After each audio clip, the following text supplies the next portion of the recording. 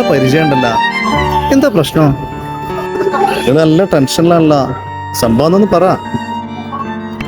നിങ്ങള് കാര്യം തുറന്നു പറയ്, വഴിയുണ്ടാക്കാം.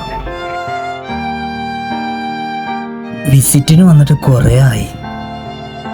ജോലിയാണെങ്കിലാ ഒന്നും ശരിയായില്ല.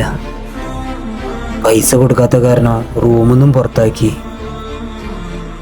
ഭക്ഷണം കഴിക്കാൻ പോലും കയ്യിൽ പൈസ ഇല്ല.